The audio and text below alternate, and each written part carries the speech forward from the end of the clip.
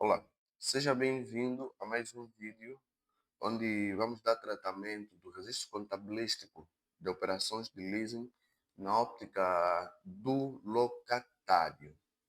Na óptica do locatário.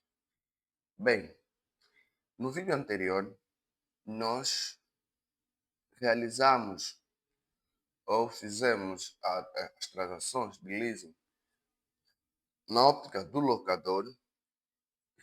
Vimos também os pressupostos que nos conduziram a criação ou preenchimento do mapa de amortização.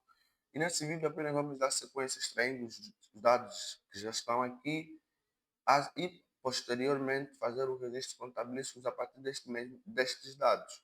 Então, para começar, uma operação de leasing, conforme soubemos, ela representa a cedência do bem por parte do locatário ou do locador ou arrendador e a recepção do bem por parte do locatário ou arrendatário. Então, o primeiro movimento ou a primeira contabilização a ser feita na contabilidade do locatário vai compreendendo necessariamente a mensuração de um ativo e a mensuração de um passivo. Isso é possível percebermos aqui nas IAS 17, no parágrafo número 22, onde diz: na data de início, um arrendatário reconhecerá um ativo de direito de uso e um passivo de arrendamento. Então, nós precisamos reconhecer um ativo. Por que vamos reconhecer um ativo? Porque nós estamos a receber um bem e, em contrapartida, reconhecer a obrigação que nós vamos ter para com o nosso terceiro. Então, nessas conformidade, o primeiro movimento a ser feito no início do contrato pelo leasing financeiro na óptica do locatário será pela recepção do bem, ou reconhecimento do bem ou do ativo, no caso. Acho que posso colocar aqui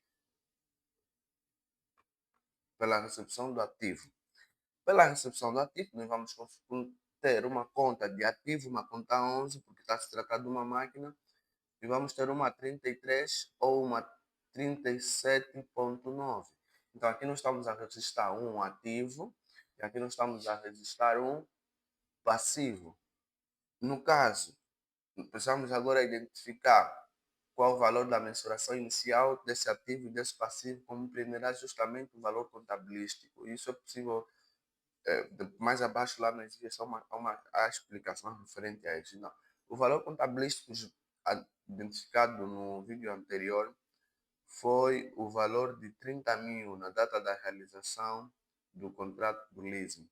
Foi o valor de 30 mil. Então, vamos colocar o 30 mil, vamos registrar 30 mil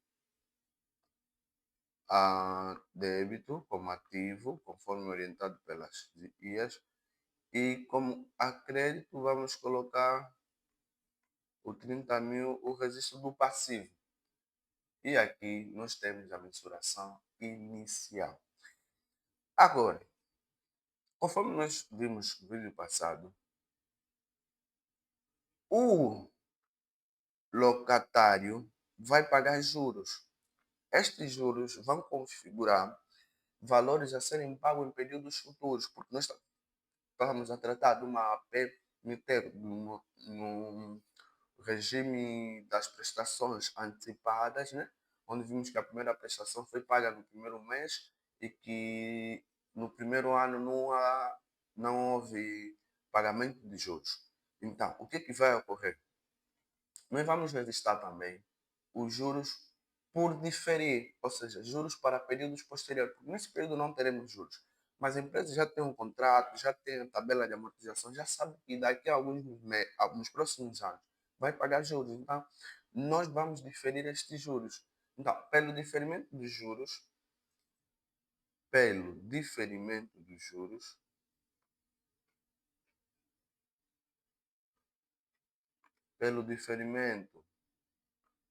juros, vai compreender necessariamente a quantidade ou o total dos juros que nós temos por pagar, o total do passivo que nós temos por pagar. Então, ao diferirmos esses juros, nós utilizaremos um débito numa conta de encargos a repartir para períodos futuros, no caso, numa 37.4, e a contrapartida vai ser a conta 33 ou a 37.9. Estamos a registrar também o passivo para com juros ao que nós devemos ao arrendatário ou locador. Então, o total dos nossos juros, nós temos aqui também na nossa tabela o total dos juros, que é de 3.325,929. Vamos registrar aqui na tabela. 3.325,929 e em contrapartida os 3.925,29. Nós temos aqui o registro contabilístico para o locatário no início do contrato. Mas há um porém, conforme nós vimos no vídeo passado, as nossas rendas elas são pagas antecipadamente. O que quer dizer, no início do contrato, no período zero, nós já fizemos, a empresa fez um pagamento. Então, neste caso, nós precisamos também registrar o pagamento efetuado. O que isso significa? Se nós fizermos pagamento antecipado, pelo pagamento antecipado, pelo pagamento antecipado, estamos a tratar de uma PMT no regime antecipado, nós vimos que vai diminuir o nosso passivo, estamos a pagar, pagamos, vai diminuir o nosso passivo, e em contrapartida vai sair numa 43 ou ainda uma 45, mas aqui mais as 43, né? Então, nós vamos ver o que nós pagamos no período, no início. Está aqui. Nós pagamos 9.593,87. Foi o valor que nós pagamos no início do contrato. Então, é o valor que nós vamos registrar por conta, por estarmos a tratar de um leasing com de regime de pagamentos antecipados, né? Então, nós vamos ter o seguinte aqui, vamos ter 9.593,87 e em contrapartida está saindo o banco o mesmo valor, 9.593,87. E aqui nós temos o pagamento da primeira prestação.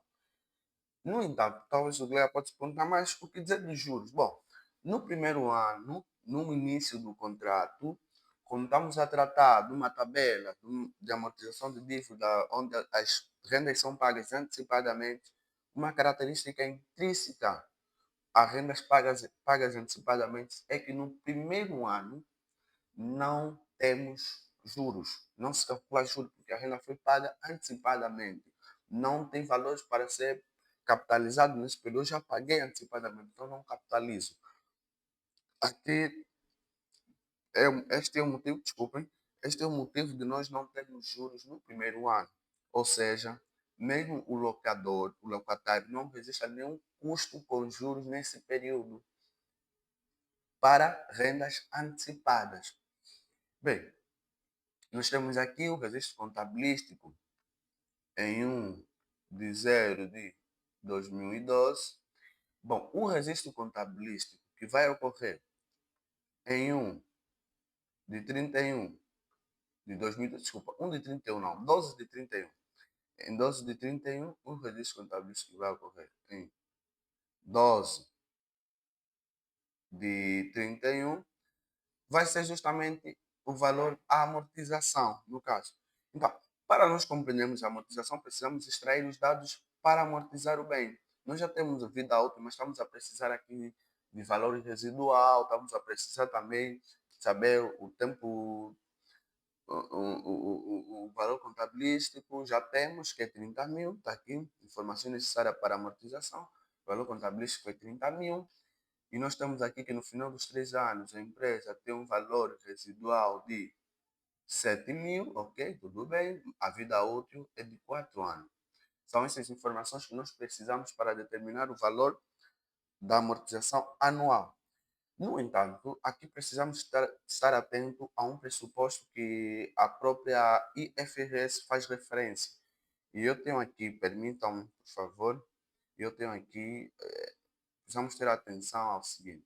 Aqui na mensuração subsequente, conforme os colegas podem ver, conforme eu disse, mensuração subsequente significa os registros a seguir após o após o início do contrato, né? Então, na mensuração subsequente, nós temos aqui o seguinte, os colegas reparem no seguinte, diz assim, se o arrendatário transferir a propriedade do ativo subjacente ao arrendatário, se o arrendamento transferir, desculpem, se o arrendamento transferir a propriedade do ativo subjacente ao arrendatário ao fim do prazo do arrendamento, ou se o custo do ativo de direito de uso refletir que o arrendatário exercerá uma opção de compra, o arrendamento depreciará, o arrendatário depreciará o ativo de direito de uso desde a data de início até o fim de vida útil do bem subjacente. Reparem, desde a data de início, né? Data de início do contrato, nós temos aqui data de início do contrato, até a vida útil, desculpem, aqui nesse programa, esse programa não é específico para essas edições com essa máquina que eu utilizo, por isso que ela vai saindo assim. Então, nós temos aqui, né?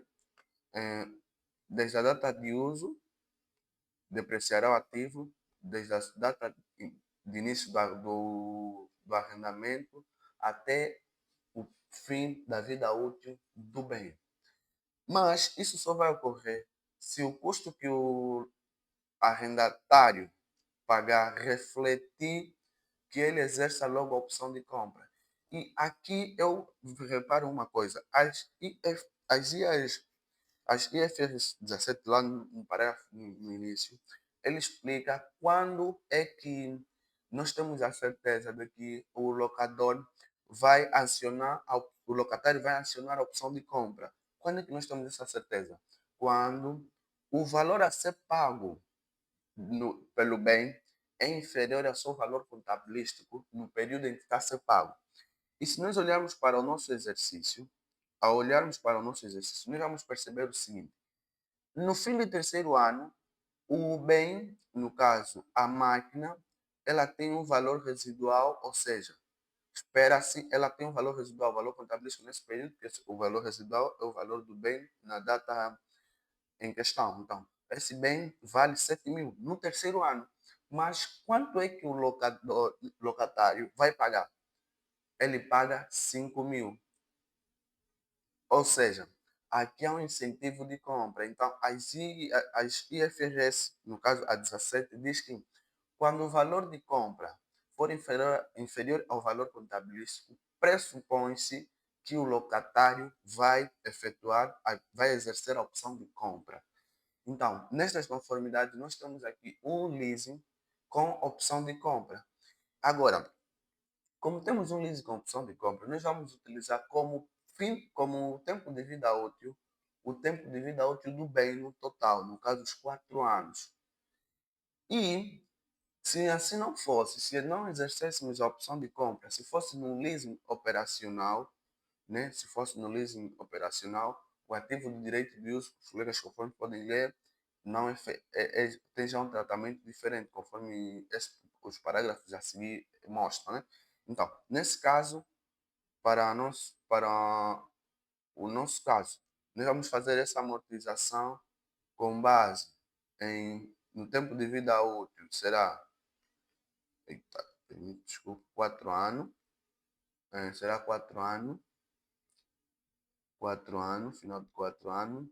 O valor residual no final de 4 anos, nós vamos ver aqui que é zero. É zero o valor residual. E o valor contabilístico nesse período é 30 mil. Então, vamos utilizar esses valores para fazermos o cálculo da amortização. Vamos pegar e vou transferir este valor até a página que nos interessa. Ok, eu vou colocar esse valor aqui para nós, essas informações aqui. Ok, nós estamos aqui, vamos lá fazer, calcular a amortização do ano. Então, a amortização anual,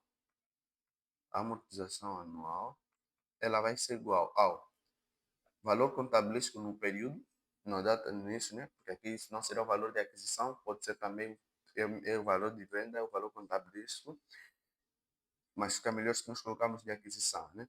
Valor de aquisição menos valor residual a dividir pelo tempo de vida útil, N.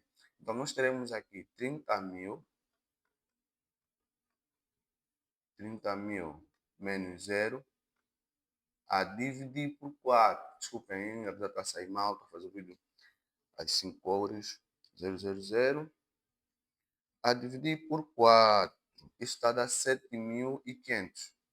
Então, a amortização está em 7.500.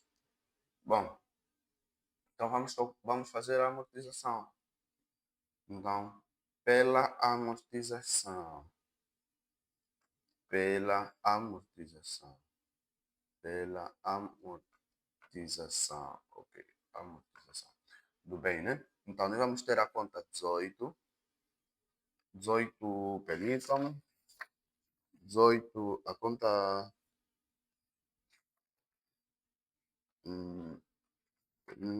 ok, a conta 18.1, mobilizações corpóreas, amortização de mobilizações corpóreas, e em contrapartida a 73, a conta 73, ponto 1, 73.1, e vamos, então, a ordem aqui, eu alterei a ordem, e não pode ser assim, primeiro os débitos, depois os créditos, ok, ok, é tudo mais simples com, ok, sim, então nós temos isso, o que é que nós vamos ter aqui? Nós vamos ter 7.500, 7.500, e em contrapartida vamos ter também aqui 7.500. Bem, estes são os movimentos que são efetuados primeiro no início do contrato, na locação financeira, quando pagamentos são antecipados, são esses movimentos normalmente efetuados. Agora, no período, no N mais 1, o que vai ocorrer? Nós vamos ter também o pagamento da primeira prestação no início do ano, do segundo ano, vamos ter o pagamento da prestação, que vai ser o movimento, vai ser mesmo este. E depois, no final do exercício, para além de termos o pagamento das amortizações, no caso, para além de reconhecermos as amortizações, vamos reconhecer também os juros do período, porque nós temos já o segundo juros aqui, que é o primeiro. Só que na tabela, os juros do segundo ano, ele vem no primeiro ano, porque estamos a tratar de PNT antecipada. Por isso, por isto é que nós temos essa dinâmica na tabela. Então, por hoje é tudo e desejo bons estudos aos colegas.